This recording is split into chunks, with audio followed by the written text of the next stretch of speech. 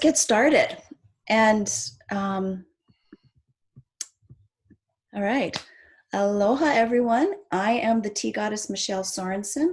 I'm the proprietress of Tea at 1024 in Honolulu, Hawaii, and I've been serving afternoon tea with love since 1999. You know, we're all connected globally and facing the same issues. And I started this online chat as a way to communicate with tea room owners around the world to hear their stories and how they're surviving or thriving in this global pandemic. I have never met my next guest, but I reached out to him online and now we're connected. But I do want to read his bio because it's pretty interesting. And Rick Allen is from England. He is the owner of 2 tea rooms, Hathaway TeaRooms. It's in Stratford upon Avon, and it is their oldest tea room. It's housed in a Tudor building dating back to 1610, which is very impressive. And Stratford upon Avon is the birthplace of William Shakespeare and his wife, Anne Hathaway. He also owns Mrs. Brown's Tea Room in Shipston on Stour. Did I say that right? Stour, close though, very Stour, close. Stour in Cotswold. He's a self-proclaimed workaholic, loves people, which is a prerequisite to owning a tea room. He rebuilt a broken business and has a very impressive mailing list of over 10,000. He loves walking his dog with his partner, especially in Cotswold. And I'm going to go there someday. It's lovely. We have to. Yeah, he loves to travel to the Far East, loves diversity in the cultures. And you do know that England is the sophisticated cousin to the Americas. And we're kind of like your hillbilly cousins. So we're not as refined as you are. But I'd like to welcome our sophisticated cousin all the way from England, Rick Allen. So please transport us to your lovely country. Oh, you're very welcome. Thank you. Yes. So Hathaway TeaRooms, is that named after Anne Hathaway? It is. Yes, it is. So it's been that since 1931. Okay. That's hence it being Stratford's oldest tea room. Yeah. But I mean, and you know what, you have so much history. And I mean, I have pictures as well of your area, and Stratford looks absolutely gorgeous. And so does, is it Cotswold? How do you pronounce it? Yeah, the Cotswolds, yeah. Cotswolds. And yeah. I'm going to go there someday. It's just so gorgeous. Well, the whole area is built with that stone. So it's just a beautiful look. All the villages are very similar. So just stunning buildings. And here's another lovely picture as well. Look at that. Oh, I would love to be walking down that. I will someday. It's breathtaking. I've been to England twice. So. I've not been to Stratford. Pardon? Have not been to Stratford. No. Okay. No. So you took over the business 8 years ago for Hathaway's Tea Room. And how did that all come about? Prior to being in catering, I was a self-employed training consultant. So I was working for large companies and small companies around the UK. It gets a bit, I've been doing that for about 20 years, but it gets a bit tiresome being in hotels and traveling. And I was running a training course one day, and this advert popped on my phone for Hathaway TeaRooms. And I just thought, that looks stunning. So I literally viewed it the next day and just fell in love. Oh, yeah. Yeah. So you have a love for tea. I do. I love, and the building is it's just a beautiful building. It's just so historic. And do you have an upstairs? Is this a picture of the upstairs view in your tea room? Yeah, it's actually 3 floors. So there's 100 seats in the main building, and then 50 seats outside in the garden. Yeah, the garden looks lovely. So I took pictures of your garden right there. Yeah. And you said you're in the process of cleaning it up and pruning it and getting it ready for when you reopen.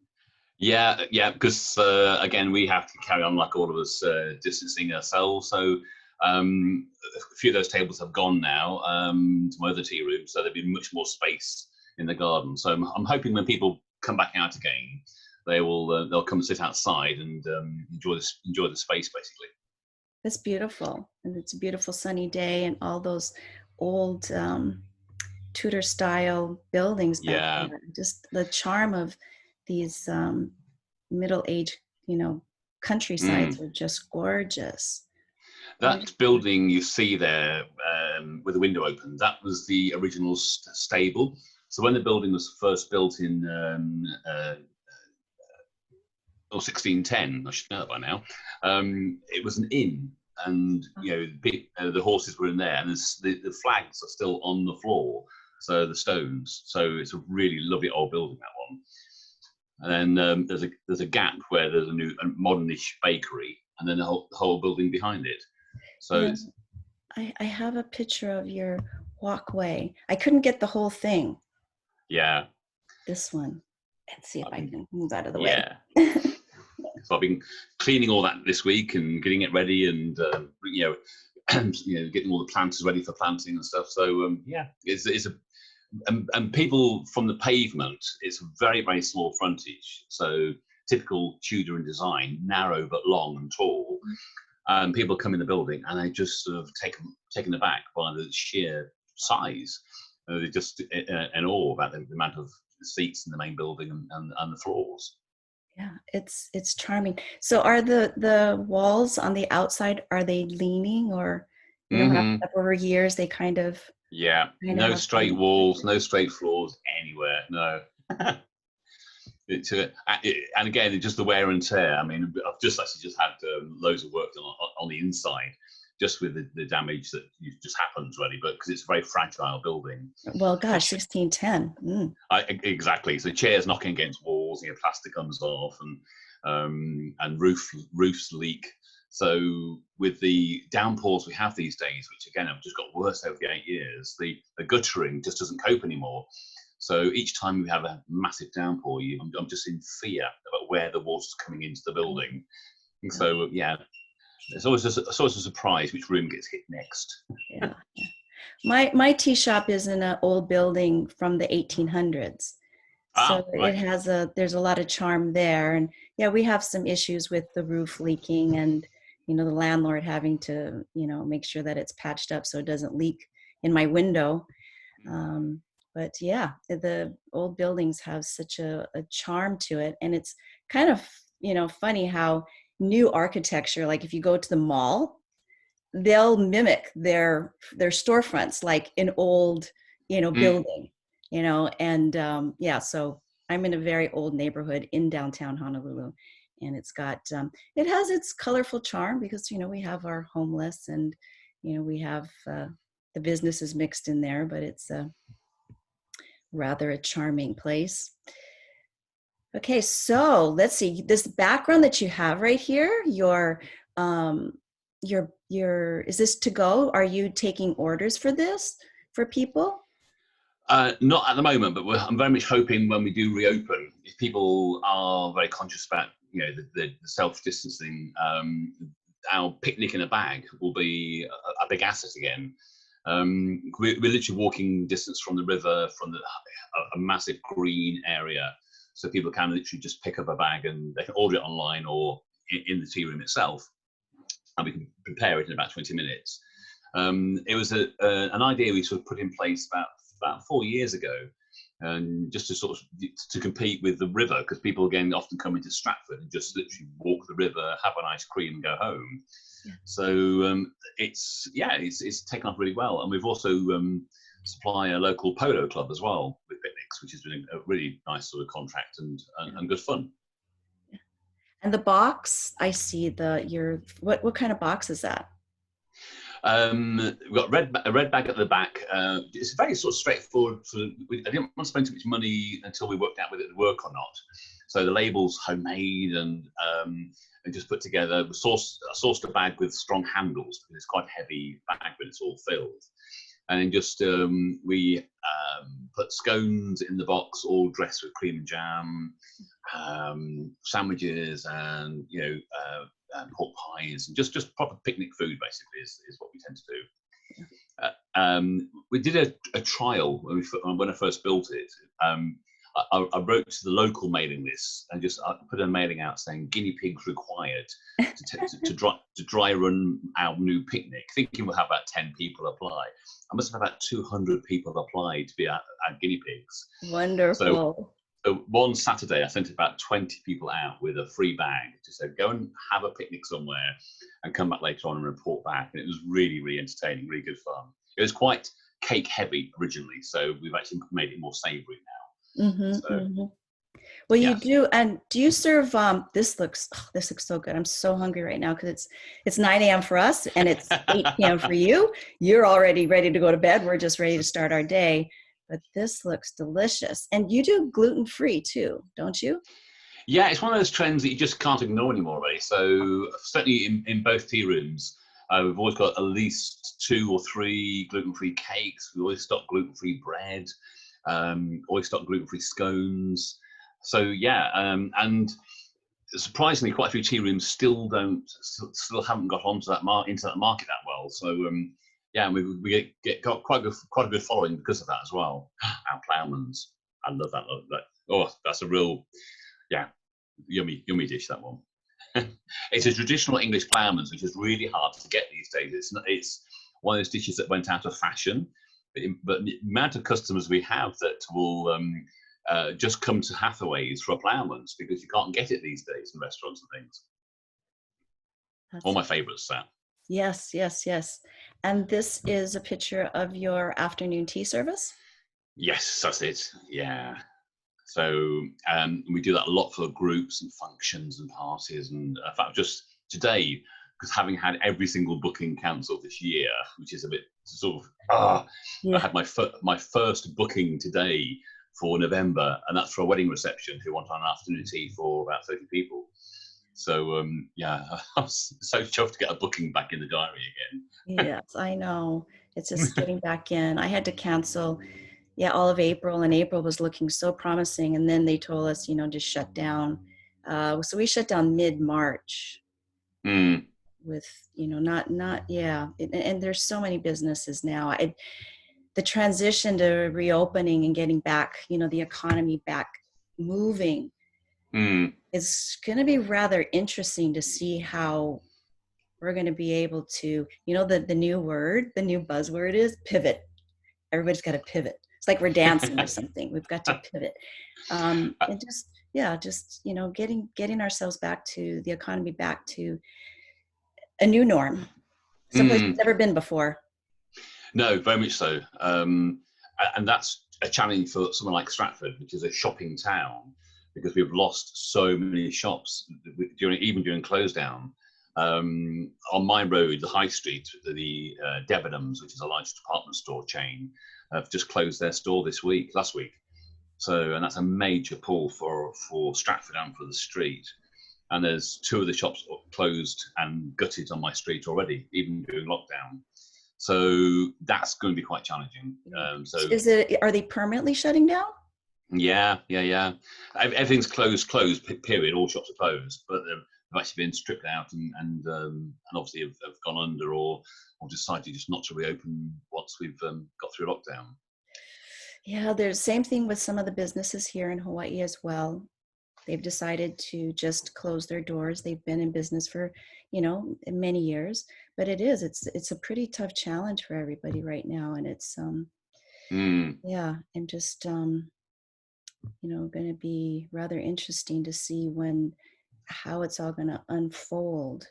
But, so what are some of your, it's from the obvious, that you're closed your doors, but do you find that you are thriving in a sense through the pandemic? Is there anything you're hopeful for or looking forward to? Well, I think one thing our government did, which was really, really good, was it gave all small businesses a grant. So there's a large chunk of money which was given to businesses just to mothball them. So from that point of view, I can pay landlords, I can pay bills, certainly for a couple of months anyway. And the government are paying the staff's wages. So they just don't want us to make them redundant and lay them off. Right. So everything is literally mothballed. So I guess our hope when we can reopen we won't get the volume like we had before, because I think people will still be quite scared of eating and being with people. So we have to space the building out. There's no two ways about that. And that's why I've been working on the garden as well. Yeah. And we were literally in the throes of just changing our menu, because I've got a new chef join me. So we'll have a very different offering. We'll have the afternoon tea and usual soups and sandwiches and the tea room fare. But this chef is putting in a lovely, so almost like a brasserie style menu as well. So, platters and, fish pies and lamb kofta burgers, and some really different and alternative dishes. So that's something I want to be able to go back to the mailing list with and say, we're reopening, these new dishes are available, come and try them. So another new reason to come back and visit Hathaway's, really. So, yeah.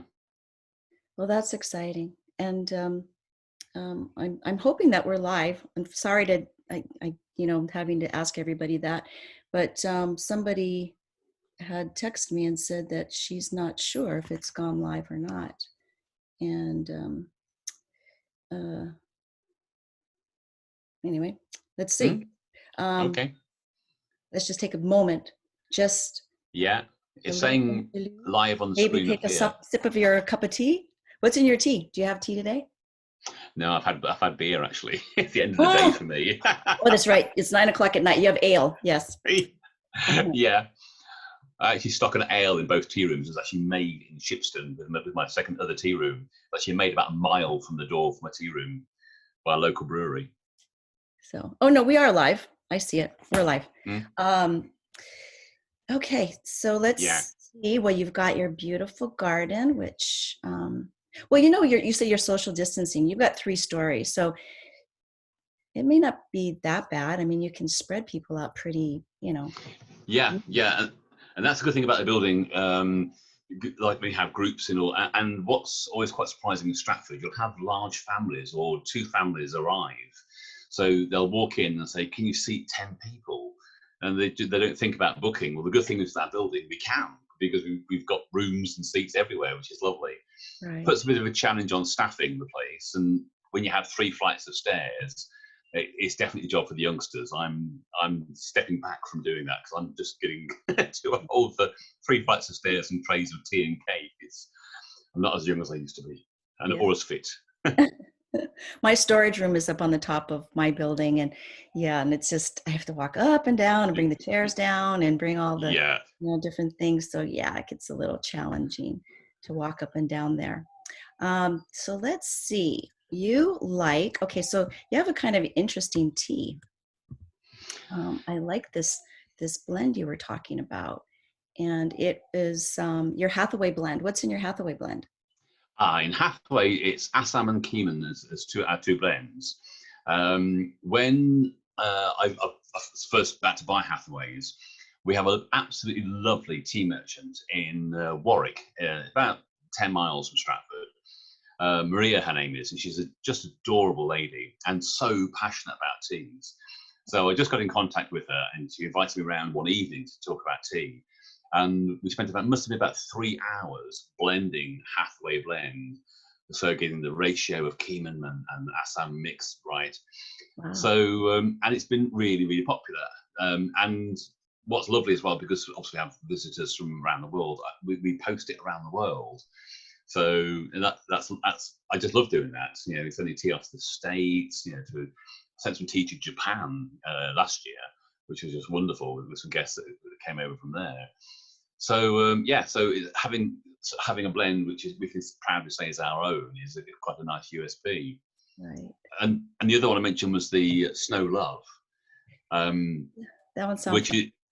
It's adorable. It's a fruit infusion, so it's apple and pear blended with cinnamon, and it has popcorn in the tea.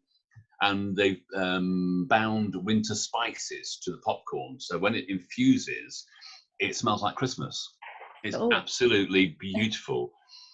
And the plan was, when we first opened, was just to have a tea, guest tea for 6 months and change it.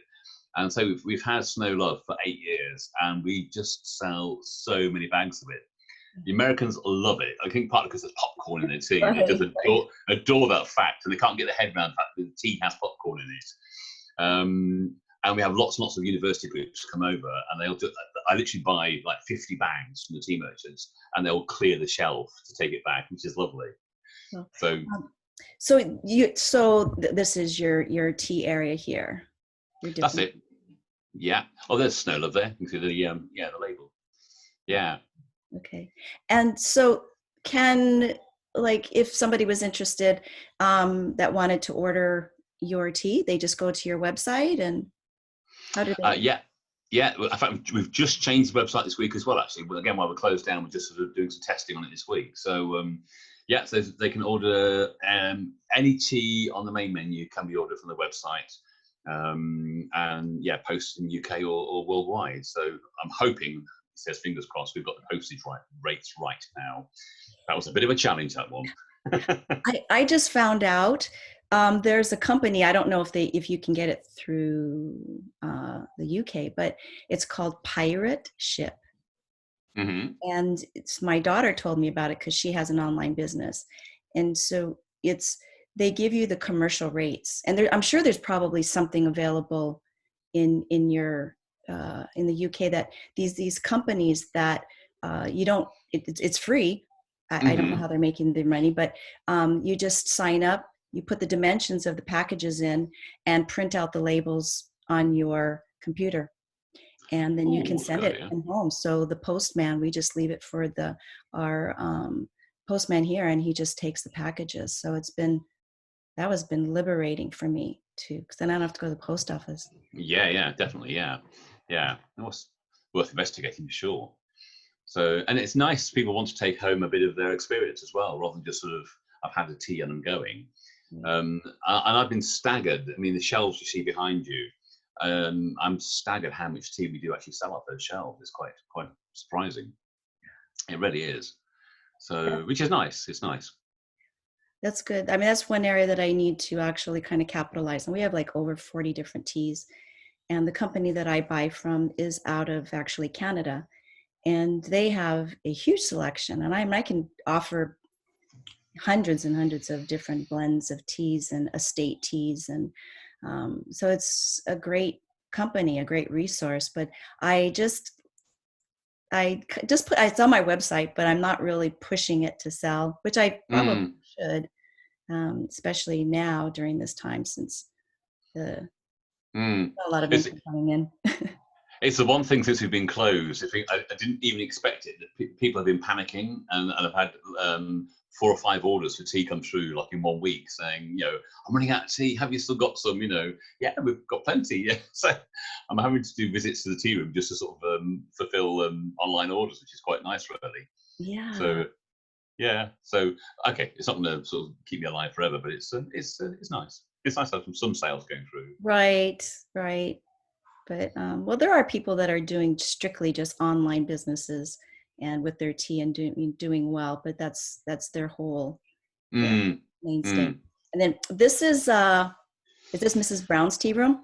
Yes, it is. Yeah, Is much is it different. named after the song Mrs. Brown? You have a lovely daughter. No.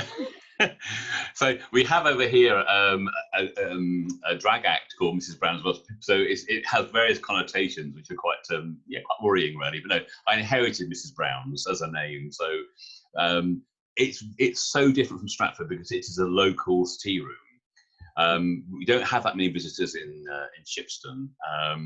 Cyclists come through because it's on the main cycling routes of the Cotswolds, but it's very much a locals tea room, and you can't mess around with them. If you take off one of the dishes off the menu, there's uproar because they like their whatever sandwich or what have you. So it's got a unique place to work with, and you get to know the customers like so well. So I love working over here. So I do 2 or 3 days over here. And it's all home cooked food. So we do specials of the day, like pies, and I've got a fantastic cook here who joined me about a year and a half ago. She used to work for the Shakespeare Birthplace Trust in Stratford, so she's been cooking all her life, and she's a joy to watch cooking. She's so creative. So yeah, so it's just it's just completely different from Hathaway's in terms of you have to look after your audience here, look after your customers, listen to them if they want something different. We try things out. So it's good place. Yeah, that looks like fun. I definitely, the next time when I go, well, my husband is from Denmark, so and he's been in the U.S. for many, many years, so we travel back and forth, and we're just, once we're in, that side of the world, it's Mm-hmm. actually easy to travel back and forth. It's like what we would consider traveling inner island, going from island to island. And Mm. from Denmark, from Copenhagen, you can go anywhere and Yeah. be anywhere with an hour, hour and a half, 2 hours. So I will be over there for sure. An afternoon tea awaits you, Michelle. I will have afternoon tea with you. So, well, what else would you like for the people that are listening to know about you and your business? I think I don't know whether you have it where you are, but again, Britain is becoming very homogenized with all the chains. So, yeah, places like Stratford, for example, we've had massive development of all the fast food chains and branded restaurants. And I think it's always a challenge with customers because they see a tea room and they never quite know what to expect. Whereas if it's a chain restaurant, it's almost like a safety. Um, and that's probably one of our biggest challenges. The independents are getting pushed off the high street. So all I'll say to any customers or potential visitors is give the independents a try, because there are some fantastic independents in Stratford, or in the UK. There's some lovely, lovely independent tea rooms. And we have to work hard. We can't be lazy to look after our customers. So home cooked food and food cooked well is essential, because it's a dog eat dog world out there in this industry, as you well know, no doubt. Yeah. Well, I mean, it says that you have, great reviews, and your customers love you. And you also say you have a really good support team that helps keep everything together, which is very important. So, Yeah, especially having two places. That's one of the biggest challenges. So at Stratford, I have a really, really good, stable core team. Chefs just changed, which is part of the business plan to upgrade the food offering as well. And in Shipston, again, I've been there just nearly 4 years now, and the team are, there's a really stable team there. So, and customers love that. They love to see faces that they recognise, and they'll chat away, which is great. Because even in Stratford, people think it's just all tourists. It's not. We have a really lovely local following. Who'll come in, 2-3 times a week, when they're coming into do the banking or the shopping or whatever. So, yeah, so we still have that local clientele, which we have to look after. right. Yeah. Same thing with me, because I mean, we're in Hawaii, so we have a lot of tourists, but most of the people that do come in are local business. And then, of course, people that love tea, and they will find me out. It's the same thing that I do when I travel. I look for tea rooms, and I prefer to go to tea rooms such as the ones that you have versus the ones like, Fortnum and Mason. Okay, got to go to Fortnum Mm. and Mason. Um, Yeah. but what's the other one? There's the big one. Well, the Ritz, tea at the Ritz, Tea at the Ritz. Yeah, London. I did that too. That's nice. Yeah. Four Seasons. Yeah, okay. Those are lovely always, and very, very similar all the time. But I like the charm of going to different tea rooms that Mm. are, the owners are there. It's run by the owners, and it's just so much more charming. Mm. I have a following too, that they come to the islands and they'll stay for, we call them the snowbirds, and most of them come from Canada, and they come year after year. So Mm. I've known, I mean, they've actually, I mean, I've gone out to dinner with quite a few of my customers that have come to the islands to stay for a few months, and got to know. So you have that sort of intimacy that you can have with your customers, interaction. And it just, that's what I love about the having a tea room, is Mm. being able to connect with the people that come in, find out where they're from, what's going on. They have babies, and yeah, it's just it's a great experience. It was quite heartwarming when we closed because I literally mailed out to the mailing list saying this is what's happening. We're closing now for the foreseeable, and I thought no more of it. Then I literally left home, went back into work because it was announced about 5 o'clock on a Friday night, so we had to dash back in and start shutting things down. And by the time I got home, I must have had about 30, 40, 50 emails, people saying, "Oh, we're thinking about you. We'll be back." And I really didn't expect that, but it was just really heartwarming because it was such a difficult night to close the building down. And you sort of forget, as you say, we have a lovely band of followers who just adore the independents as well, and that was great. And they will be back. I know they will. So we need to do something for them when they come back, something like a free cream tea or something, just to sort of welcome them back into real life again.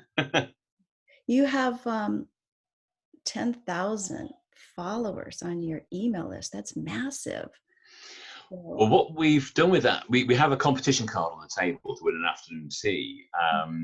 And before I was doing this, I was a training consultant. And I used to train sales and marketing, or have you. So we get them to indicate whether they are local within half an hour of traveling to the building, within an hour of traveling to the building, or outside of an hour. So that really helps us to target promotions and what have you, and activities. And so things like, because of the nature of the building, we have things like seance evenings and ghost hunts. And so then you can quite easily just target 2,000 people who are within half an hour's traveling journey. So, and then people who are outside of the hour, what they are often are people who will come to the theatre. Because of the RSC, the Royal Shakespeare Company Theatre in Stratford, people will travel miles to see the next production of Shakespeare. And you'll be in the tea room and suddenly you think, oh, I recognise those faces, and probably been 3-4 months since you've seen them, but they've come back for the next show, and they'll always come to us when they come to the theatre. So so that's why we have the different sort of segmented mailing list groups, really. That's amazing. Yeah, what I do in my tea shop is we have cards, and I've been there for over 20 years. So, and I ask people, is it, have you been here before? And some people go, no, this is my first time. The first time walking in and so I tell, my workers, I said, it took them 20 years to get here. We don't want to lose them. So just get them to sign up, ask them. So what we started doing is giving out a free afternoon tea on your birthday.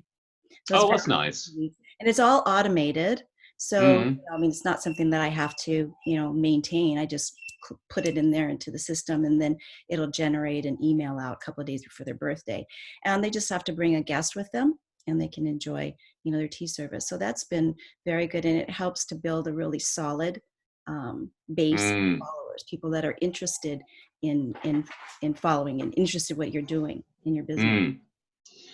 When I say you should train people, I used to say with marketing and sales is look after your customers before somebody else does. And there's never been a true sort of statement really, because there's so much choice out there now. Right. There's 2 tea rooms open on my road since I've been there in 8 years. So you've just got to be a little bit more ahead of the game where you can, a bit more creative really. Right. That's why things like the picnic was an idea.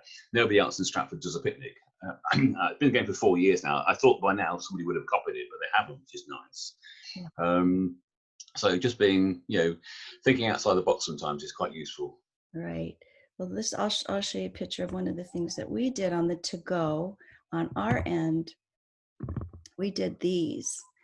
And the boxes were bamboo. That's why I was asking about your box. They're reused bamboo, and then I just put my stamp on it.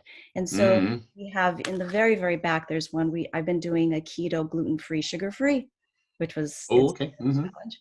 And then the other one. So it was kind of fun. Let me.